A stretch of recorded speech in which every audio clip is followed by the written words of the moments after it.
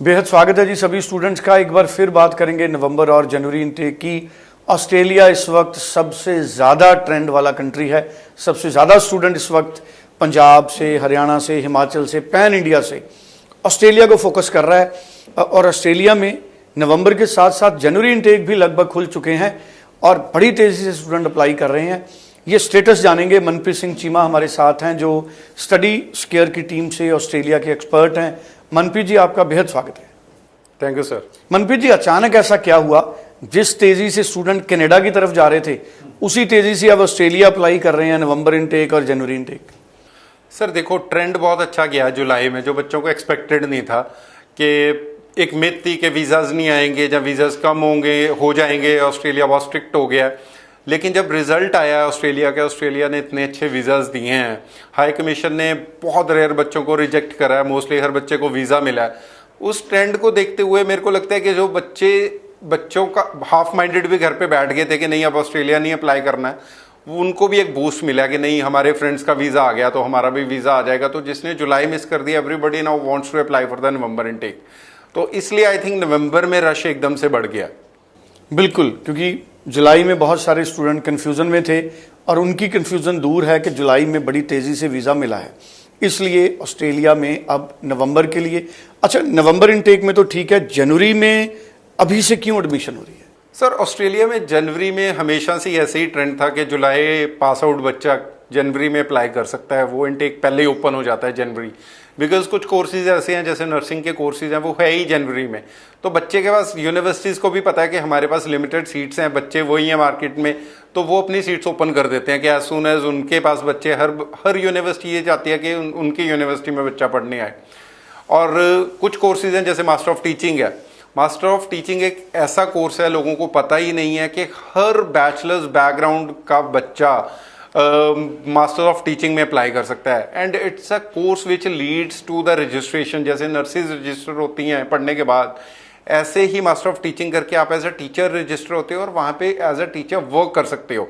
हमारे इंडिया में क्या है, मास्टर्स ऑफ एजुकेशन करते हैं पढ़ाने के लिए, लेकिन ऑस्ट्रेलिया में है मास्टर ऑफ टीचिंग।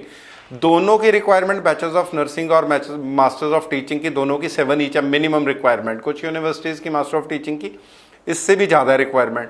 सो ये बहुत कॉम्पिटेटिव कोर्सेज हैं जिसमें जॉब ऑप्शंस बहुत अच्छी हैं, करियर ग्रोथ बहुत अच्छी है। तो हर यूनिवर्सिटी को ये है कि हमारे पास बच्चा पढ़ने आए, तो इसलिए जनवरी इनटेक ओपन हो जाता है। और बाकी सारे कोर्सेज भी जनवरी में अवेलेबल हैं, जो जर्नल कोर्सेज हैं, bachelors of commerce, accounting, financial planning, bachelors of IT, networking, cyber security, health sciences, biomedical, medical sciences, ये सारे कोर्सेज जनवरी में अवेलेबल हैं।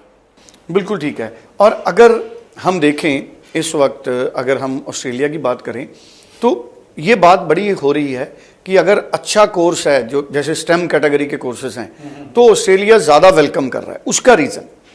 सर टेक्निकल जो स्टूडेंट प्रोफाइल्स हैं, जो वहाँ पे जॉब ऑप्शंस हैं, वो ऑस्ट्रेलिया को उन लोगों की ज़रूरत है। देखो कोई भी कोर्स है, जब हम बोलते हैं, देखो बच्चे बोलते हैं सर हमारा कोर्स PR लिस्ट में है कि नहीं। एक्चुअल में कोर्सेज PR लिस्ट में नहीं होते, प्रोफेशंस होते हैं। तो कोई भी प्रोफेशन है जिसकी डिमांड है उस कंट्री में, उससे रिलेटेड कोई भी कोर्स होगा तो ऑब्वियसली उसमें वीज़ाज भी इजीली मिलेंगे और जॉब अपॉर्चुनिटीज़ भी उसमें हमेशा ही ज़्यादा होगी। तो दिस इज़ द रीज़न कि ये जो कोर्सेज है इसमें एडमिशन्स भी ज़्यादा हो रही हैं और बच्चे ज़्यादा जाना चाहते हैं इन कोर्सेज में। बिल्कुल ठीक है।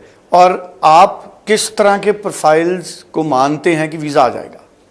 देखो कोई भी बच्चा है जिसकी अच्छी परसेंटेज है, +2 65-70% वाला बच्चा है, अगर वो CBSE बोर्ड वाला है, पंजाब बोर्ड वाला बच्चा है, 80-85% वाला बच्चा है, रीसेंट पास आउट है, फाइनेंशियल्स रेडी हैं, उसके पेरेंट्स के पास सारी फंडिंग कंप्लीट है, तो वीज़ा, मुझे लगता है वीज़ा प्रॉब्लम नहीं है ऑस्ट्रेलिया में लेना। प्रॉब्लम यह है कि उन डॉक्यूमेंटेशन को कंप्लीट करना जिसके बेसिस पे वीज़ा मिलेगा बच्चे को। सो जितने अच्छे तरह से आप अपनी फाइल को प्रिपेयर करके रिप्रेजेंट करोगे अपने आप को हाई कमीशन के सामने, उतना ही ईजिली आपका वीज़ा आ जाएगा। बिल्कुल ठीक है। तो हम उम्मीद करें कि स्टडी स्केयर का सक्सेस रेट जुलाई की तरह नवंबर और जनवरी में भी रहेगा।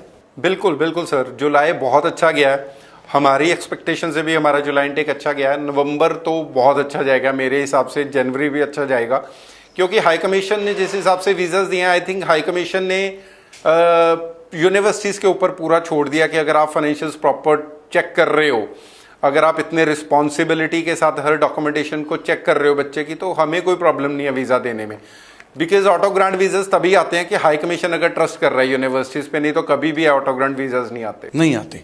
चलिए, थैंक यू सो मच। मुझे पता लगा है स्टडीज केयर के ऑटो ग्रांट वीज़ा बहुत ज़्यादा आए हैं, इसका कारण क्या है मुझे नहीं पता।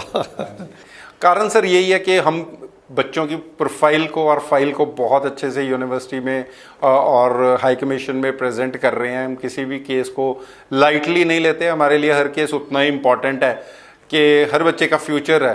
हर बच्चा एक उम्मीद के साथ आपके ऑफिस में आता है कि मेरा वीज़ा आएगा, तो हम अपनी तरफ से 100% एफर्ट लगाते हैं। चलिए, thank you so much. Manpreet Singh Cheema हमारे साथ थे, स्टडीज केयर के एक्सपर्ट हैं।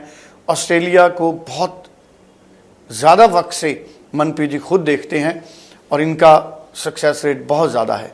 आप स्क्रीन पे दिए गए नंबर पे बात कर सकते हैं। इंडिया के किसी भी हिस्से से आप स्टडीज केयर की टीम से बात कर सकते हैं, ऑनलाइन काउंसलिंग ले सकते हैं, ऑनलाइन फाइल लॉन्च कर सकते हैं और आप पर्सनली ऑफिसेज में विजिट कर सकते हैं।